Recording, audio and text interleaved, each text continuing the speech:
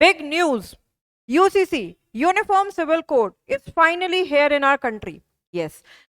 7 फरवरी 2024 को उत्तराखंड की state legislature ने यूसीसी को ग्रीन फ्लैग दिखा दिया है, यानी कि उत्तराखंड इस देश का सबसे पहला स्टेट बन गया है जहां पर यूनिफॉर्म सिविल कोड अप्रूव हो चुका है। ये यूनिफॉर्म सिविल कोड है क्या? यूनिफॉर्म सिविल कोड का अगर हम लिटरल मीनिंग देखें तो वो क्या है? सभी धर्मों के लिए एक कानून।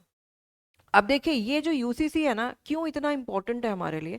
ये एक सपना है जो कि हमारे इंडियन कॉन्स्टिट्यूशन में आर्टिकल 44 में दिया हुआ है, जो इन अ फॉर्म ऑफ डीपीएसपी, यानी कि directive principle of state policy. DPSP क्या है? डीपीएसपी देखिए, एक तरीके से सपने हैं। मतलब जो हमारा जब हमारा कॉन्स्टिट्यूशन 1950 में इनैक्ट हुआ था, तो उस टाइम पर हम बहुत सारी चीज़ें देखते थे कि भाई हमारा देश ऐसा हो, लेकिन सारी चीज़ों को उसी टाइम पर अटेन कर लेना पॉसिबल नहीं था। क्यों? क्योंकि हालात ऐसे नहीं थे, क्योंकि रिसोर्सेज हमारे पास उतने नहीं थे।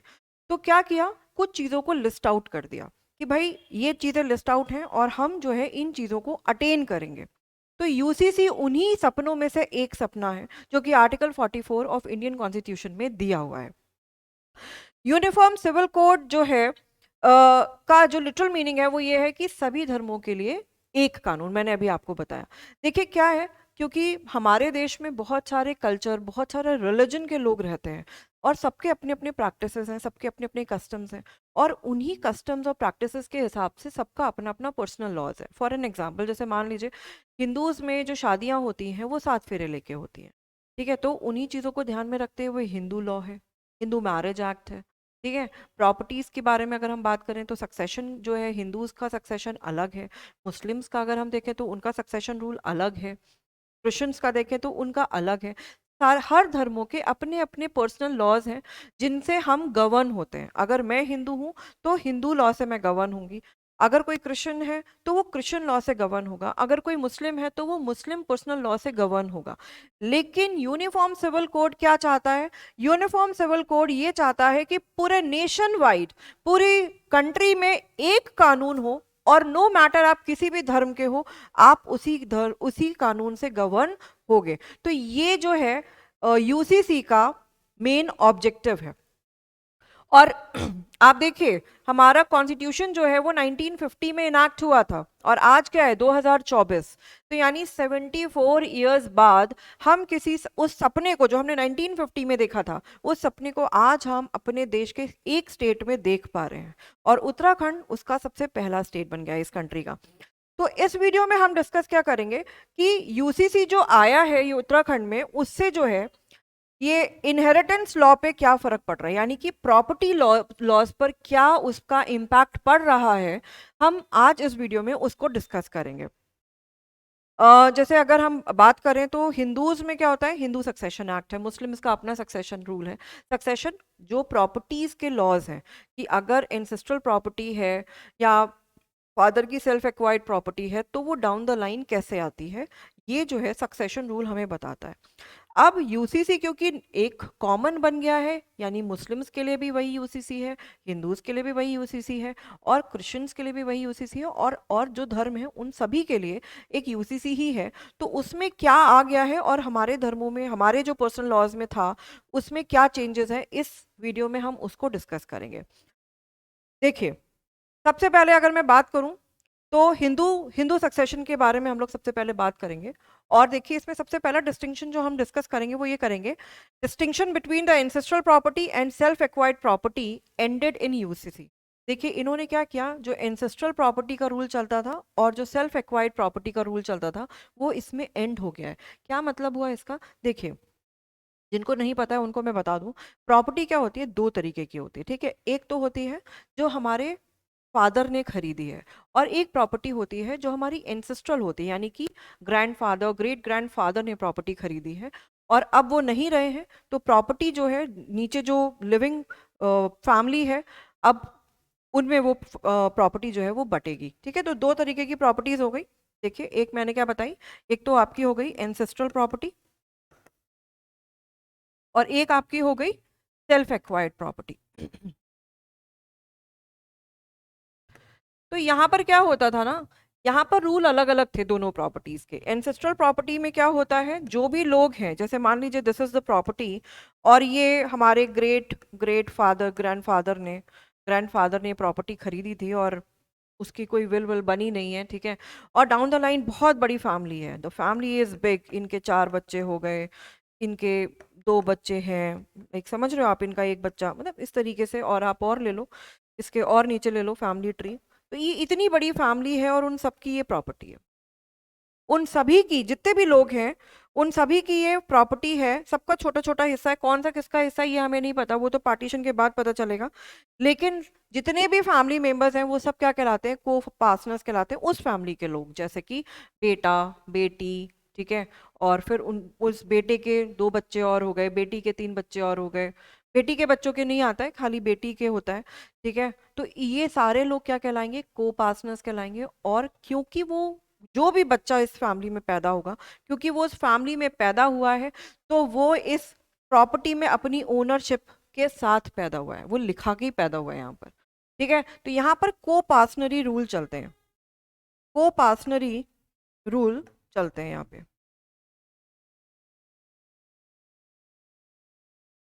यहाँ पर चलता है को पार्सनरी रूल, ठीक है। वही अगर सेल्फ एक्वायर्ड प्रॉपर्टी की हम बात करें तो यहाँ पर देखिए किसी का कुछ नहीं होता है। मैंने अगर प्रॉपर्टी खरीदी है तो मेरा अपना चॉइस है कि मैं प्रॉपर्टी किसको देना चाहती हूँ, ठीक है। मैं अगर अपने बेटे को वो प्रॉपर्टी नहीं देना चाहती हूँ तो मैं उसको बेदखल कर सकती हूँ बाय मेकिंग अ विल। एक तो तरीका हो गया विल बनाने का, दूसरा तरीका ये हो गया कि मैंने विल नहीं बनाई और मैं मर गई, तो मेरी प्रॉपर्टी कैसे नीचे डिवॉल्व होगी, उसके लिए लगता है सक्सेशन रूल।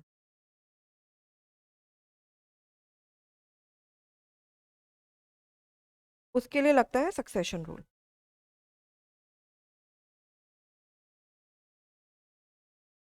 ठीक है। उसके लिए लगता है सक्सेशन रूल। तो सेल्फ एक्वायर्ड पे लगता है सक्सेशन रूल। सक्सेशन रूल मतलब जब आप, अगर आप हिंदू सक्सेशन एक्ट देखें तो पीछे एक शेड्यूल दिया होगा, ठीक है। उस शेड्यूल में लोग लिखे हुए हैं कि भाई डॉटर, सन, मदर, ठीक है, और बेटे के बेटी है, बेटे के बेटा है, तो उन सबको प्रॉपर्टी जो है, मैं मर गई हूँ, विल मैंने बनाई नहीं है, तो वो प्रॉपर्टी उन सबको चली जाएगी, ठीक है। और अगर मैंने विल बना दी है तो फिर प्रॉपर्टी विल के अकॉर्डिंग जाएगी। को पार्सनरी में क्या होता है, एंसेस्ट्रल प्रॉपर्टी है, जो भी लोग यहाँ पैदा हो रहे हैं उन सबके पास राइट है इस पर्टिकुलर प्रॉपर्टी में हिस्से का, ठीक है। तो ये 2 तरीके की प्रॉपर्टी होती है। अब यहाँ पर यूसीसी ने क्या कर दिया, यूसीसी में एंसेस्ट्रल प्रॉपर्टी और सेल्फ एक्वायर्ड प्रॉपर्टी दोनों ही एंड हो गई हैं। यानी कि क्या होगा, चाहे देखिए इसको पढ़ लेते हैं, the uniform civil code abolishes the difference between ancestral and self acquired property as prescribed by the Hindu law. The co-partnering right established under the Hindu Succession Act are addressed in the UCC bill. Thus, the same scheme of succession will now apply to both ancestral and self-acquired property for both. क्या कह रहे हैं कि self acquired property हो या ancestral property हो, दोनों में क्या होगा, सक्सेशन रूल अप्लाई होगा। और को पार्सनरी राइट को उन्होंने एंड कर दिया है। यानी कि यहाँ पर ये जो को पार्सनरी राइट था, ये वाला जो फंडा था, ये वाला जो फंडा था, दिस हैज बीन एंडेड। अब चाहे एंसेस्ट्रल प्रॉपर्टी हो या सेल्फ एक्वायर्ड प्रॉपर्टी हो, दोनों पर क्या अप्लाई करेगा, सक्सेशन रूल अप्लाई करेगा। एक बार फिर से देख लेते हैं। UCC abolished the difference between ancestral and self-acquired property as prescribed by Hindu law. The co-pastory right established under the Hindu Succession Act are not addressed in the UCC bill. तो इससे हमें क्या समझ में आता है कि प्रॉपर्टी चाहे एंसेस्ट्रल हो, प्रॉपर्टी चाहे सेल्फ एक्वायर्ड हो, दोनों पर सक्सेशन रूल ही अप्लाई करेगा। सक्सेशन रूल जो कि सक्सेशन एक्ट में पीछे लिस्ट दे रखी है कि प्रॉपर्टी किसी के मरने के बाद किस तरीके से डिवॉल्व होगी, किसको कितना हिस्सा जाएगा, उसी हिसाब से वो हिस्सा जाएगा। और ये को पार्सनरी राइट वाला जो वो कॉन्सेप्ट था वो अब एंड कर दिया है यूसीसी बिल में, ठीक है। नेक्स्ट देखते हैं। नेक्स्ट इन्होंने क्या किया, इन्होंने फादर को क्लास 1 एयर में शिफ्ट कर दिया। अगर देखिए जो मैं अभी सक्सेशन रूल की बात कर रही थी ना, तो वो जब आप शेड्यूल देखोगे तो वहां पर जो लिस्ट बनी हुई है वो ऐसे बनी हुई है, class 1 heir and then class 2 air,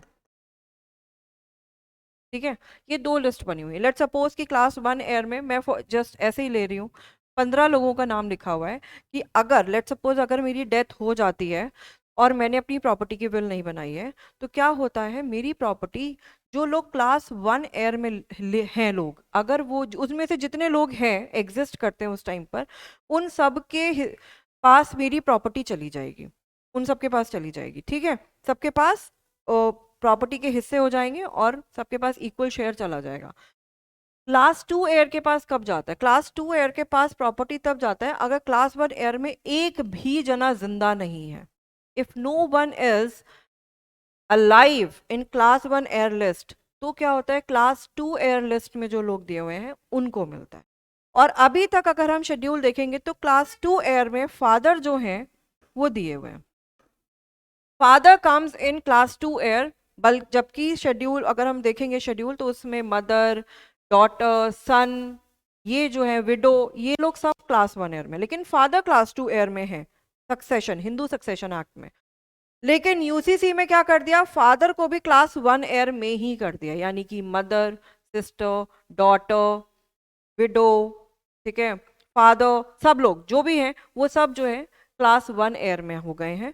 और अब अगर मेरी डेथ होती है तो मेरी प्रॉपर्टी जो है वो क्लास 1, और अगर फादर मेरे जिंदा हैं तो वो क्लास 1 एयर में प्रॉपर्टी में आएंगे और उनको वो मेरी प्रॉपर्टी जाएगी। ठीक है, तो अभी क्या कर दिया इन्होंने, क्लास फादर को क्लास 1 एयर में शिफ्ट कर दिया है। तो ये दो मेजर डिफरेंस जो है वो हिंदू सक्सेशन एक्ट में किए गए हैं। अब आते हैं आगे, मुस्लिम सक्सेशन में क्या क्या चेंजेस हुआ। सबसे पहले तो इन्होंने चेंजेस क्या किया कि Muslim can bequeath entire property through a will. देखिए अभी तक जो मुस्लिम लॉ में रूल चलता है वो ये कि मुस्लिम, अगर कोई मुस्लिम रिलीजन का है और उसको अगर अपनी प्रॉपर्टी का विल बनाना है तो ही can make only to the extent of 1/4 का, जो भी जैसे प्रॉपर्टी ये पूरी है ना, तो इसका 1/4 हिस्से का ही वो विल अपने किसी को दे सकता है। बाकी की प्रॉपर्टी जो है, जिस तरीके से आपके कुरान में और कुरान में और हदीत में दिया हुआ है, उस तरीके से बाकी की प्रॉपर्टी डिवॉल्व होती है। ये जो है एग्जिस्टिंग मुस्लिम लॉ का रूल है।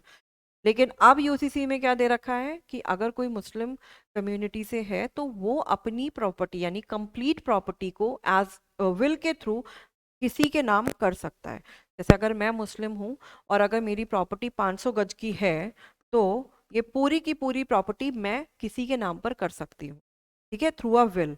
लेकिन अगर अभी तक जो एग्जिस्टिंग मुस्लिम लॉ है उसके अकॉर्डिंग क्या है कि मैं खाली ये 500 गज के प्लॉट का मैं खाली 1/4 हिस्सा ही विल के थ्रू किसी के नाम कर सकती हूँ। लेकिन अब जो यूसीसी आ गया है उसमें कंप्लीट कंप्लीट प्रॉपर्टी की मैं विल बना सकती हूँ अपनी चॉइस पर। तो ये एक मेजर डिफरेंस है जो मुस्लिम सक्सेशन लॉ में किया गया है यूसीसी के थ्रू।